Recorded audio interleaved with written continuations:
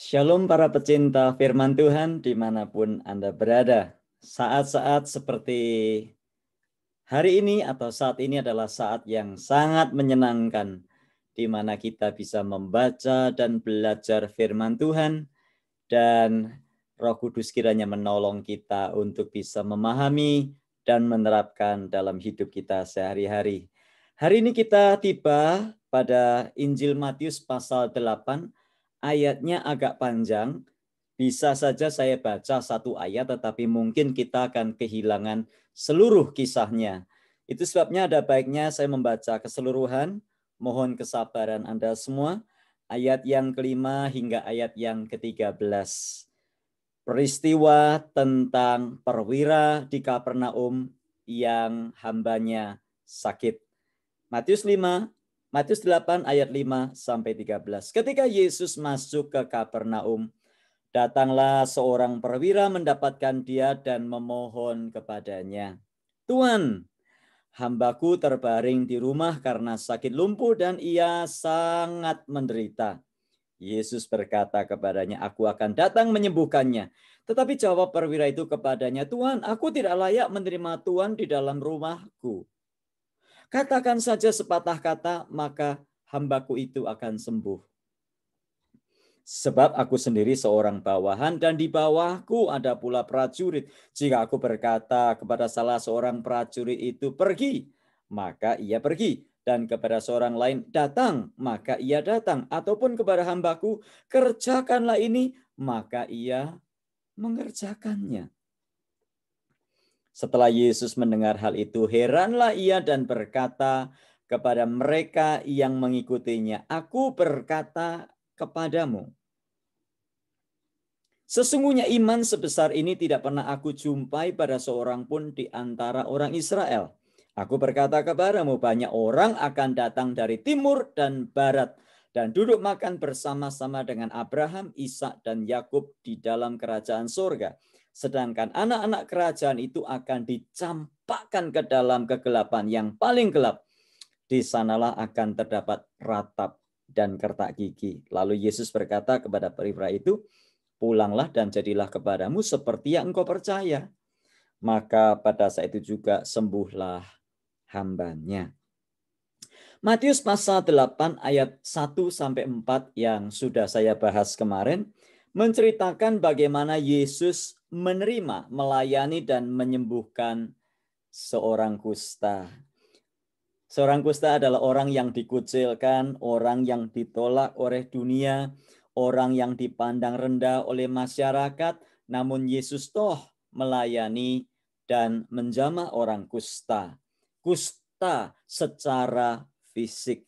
Dan sekarang ayat 8, pasal 8 ayat 5 sampai 13 mengisahkan bagaimana Yesus menerima, melayani dan menyembuhkan perwira di Kapernaum. Nah, perwira ini tentunya adalah tentara Romawi yang dianggap kafir oleh orang Yahudi.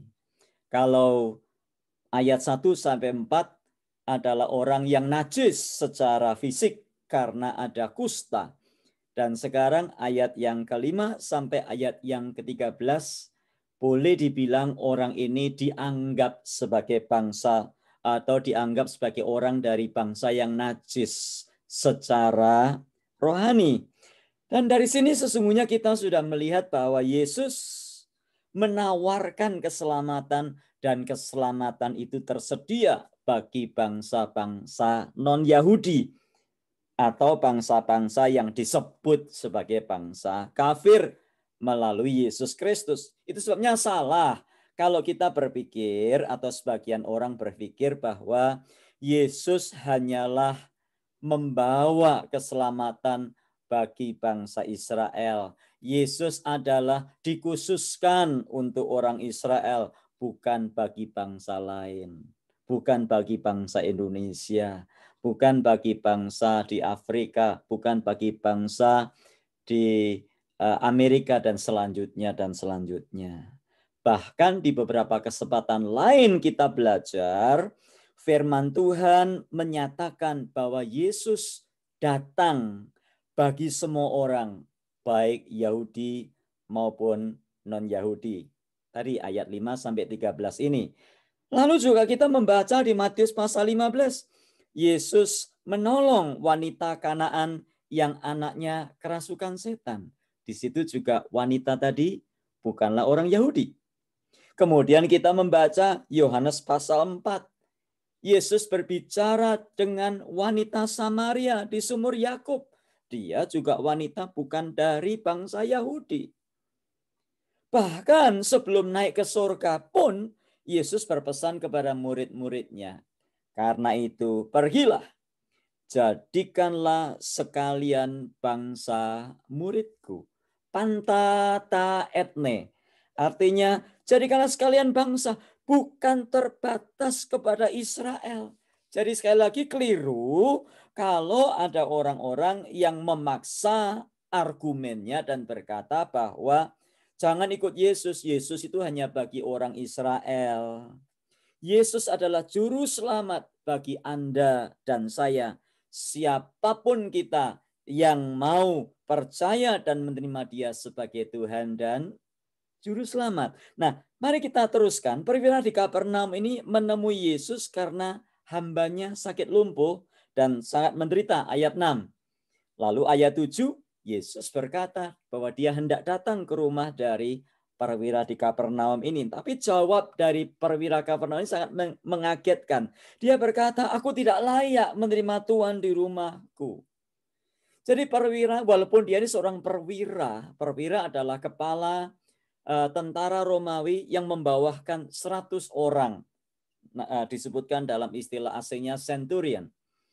Dia berkata, aku nggak layak menerima Tuhan. Sebab dia merasa bagaimana mungkin Yesus sebagai guru yang agung datang ke rumahnya, apalagi dia bukanlah orang Yahudi. Sebaliknya perwira itu menunjukkan imannya kepada Yesus dengan berkata, katakanlah saja sepatah kata, maka hambaku itu akan sembuh. Wow, hebat sekali imannya ya. Dia percaya kepada Yesus dan imannya mempercayai Yesus yang memiliki kuasa atas segala-galanya, bukan sekedar kuasa kesembuhan itu sendiri. Dia berkata, perhatikan kalimatnya, sebab aku ini seorang bawahan dan di bawahku ada pula prajurit. Jika aku berkata kepada salah seorang prajurit itu ayat 9, pergi, maka ia pergi. Dan kepada seorang lagi, datang, maka ia datang. Ataupun kepada hambaku, kerjakanlah ini, maka ia mengerjakannya. Artinya, imannya kepada Yesus adalah perwira di Kapernaum ini mempercayai Yesus yang punya kuasa untuk memerintahkan apa saja dan segalanya akan terjadi.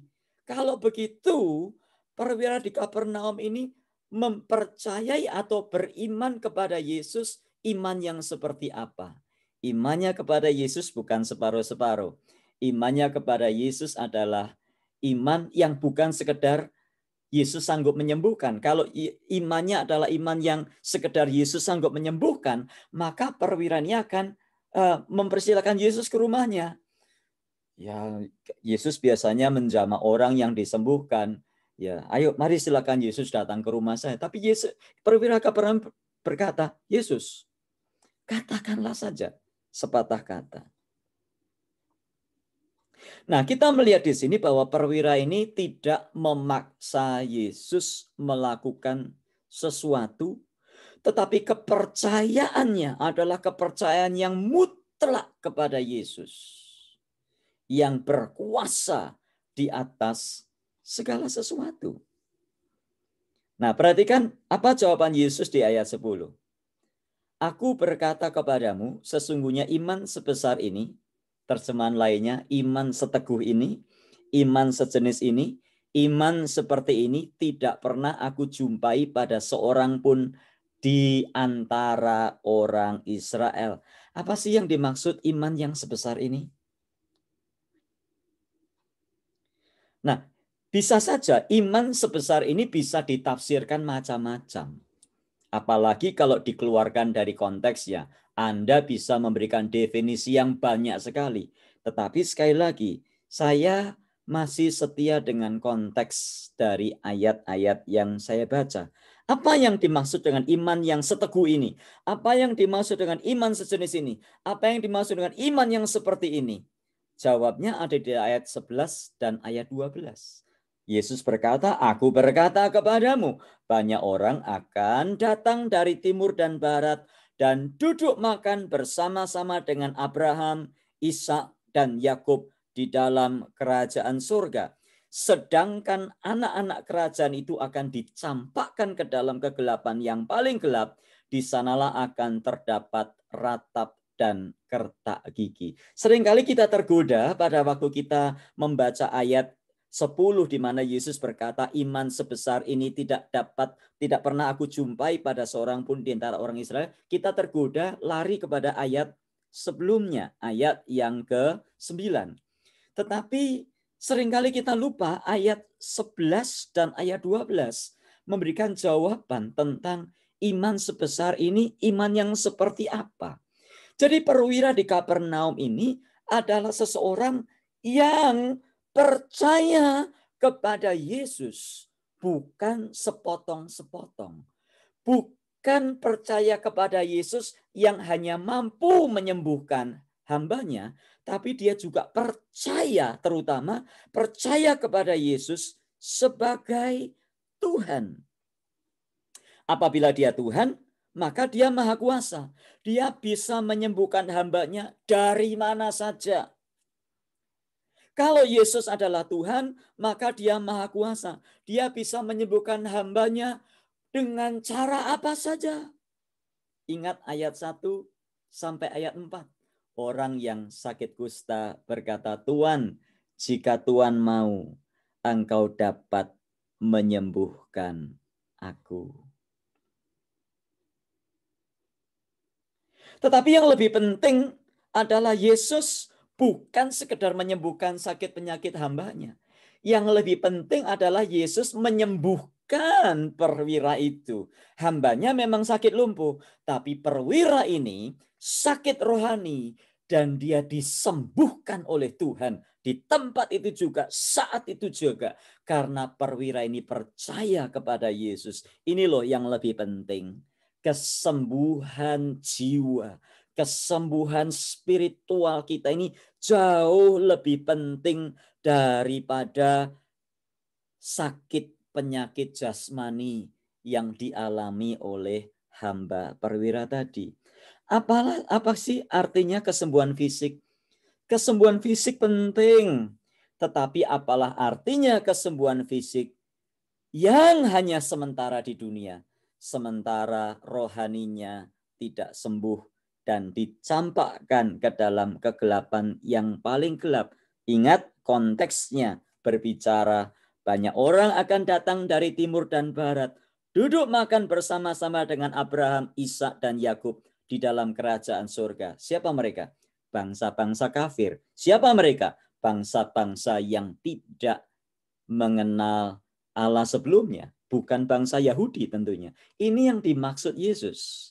Jadi perwira Kapernaum ini datang karena hambanya sakit, tetapi Yesus kemudian menjamah menyembuhkan.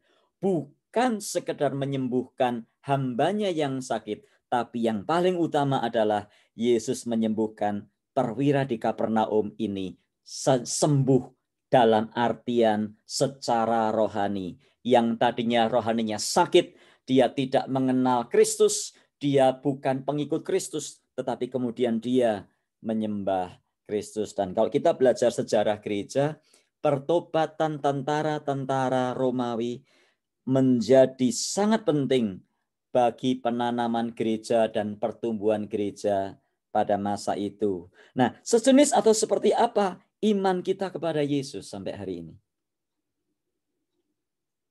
Hanya sebatas iman kepada Yesus yang bisa menyembuhkan sakit penyakit?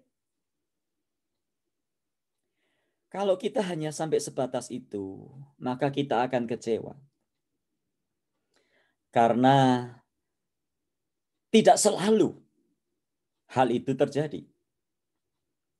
Atau hanya sebatas iman kepada Yesus yang membuat dagangan Anda laris? Atau hanya sebatas iman kepada Yesus yang membuat perusahaan Anda makin besar? Atau hanya sebatas iman kepada Yesus yang membuat Anda sukses? Atau hanya sebatas iman kepada Yesus yang membuat Anda punya mobil baru, rumah baru, istri baru, suami baru? Pertanyaannya, kalau semua sudah dapat, lalu apa? Kalau hidup Anda dan saya tidak dipulihkan, tidak disembuhkan oleh Tuhan secara total, secara spiritual, lalu mau apa? Ataukah kita beriman dengan iman yang sebesar itu tadi yang dipuji oleh Yesus? Iman kepada Yesus sebagai Tuhan yang olehnya kita mengikut Dia, dan karenanya kita mempersembahkan seluruh hidup kita untuk taat kepadanya karena Dia adalah Tuhan, Dia adalah Kurios. Iman kepada Yesus adalah iman kepada pribadinya sebagai Tuhan, bukan sekedar iman kepada Yesus sebagai penyembuh saja. Bukan sekedar sembuh dari sakit atau usahanya sukses atau warungnya laris. Iman kepada Yesus adalah mempercayai Yesus sebagai Tuhan yang memiliki kuasa atas segala sesuatu. Iman kepada Yesus yang punya rencana, kehendak, dan waktu yang terbaik untuk Anda dan saya. Iman yang benar bukan memaksa Tuhan melakukan agenda kita, tapi iman yang benar adalah mempersilahkan Tuhan mengerjakan agendanya dalam hidup kita. Miliki iman yang wow, iman kepada Yesus sebagai Tuhan yang olehnya Dia berkuasa melakukan apa saja dalam hidup kita. Satu lagu lama sebelum saya menutup, lagu yang indah, buatlah jalanmu dalam saya, Tuhan penjunan ku tanah liat. Biar kau kerjakan seturut maumu, ku duduk diam di kakimu. Mari kita berdoa. Ya Tuhan, terima kasih. Kami bersyukur buat firman-Mu yang menegur kami. Kalau selama ini kami hanya memperalat Engkau Tuhan, kami hanya beriman kepadamu sejauh Engkau itu menyembuhkan kami. Kami beriman kepada Engkau sejauh Engkau membuat usaha kami laris, warung kami laris, usaha kami maju, kami punya mobil baru, rumah baru, segala sesuatu yang baru. Dan iman yang kami kepada Engkau adalah iman yang hanya sebatas di dunia ini. Tuhan, sembuhkan kami. Biar kami punya iman yang wow. Iman yang mempercayai Yesus sebagai Tuhan dan Allah yang kami sembah, yang karenanya kami hidup di dalam ketaatan dan hidup menjadi serupa dengan Kristus. Tolong kami ya Tuhan, biar firman-Mu berbicara kepada kami. Dalam Kristus kami berdoa. Amin. Tuhan memberkati dan sampai jumpa di lain kesempatan. Haleluya.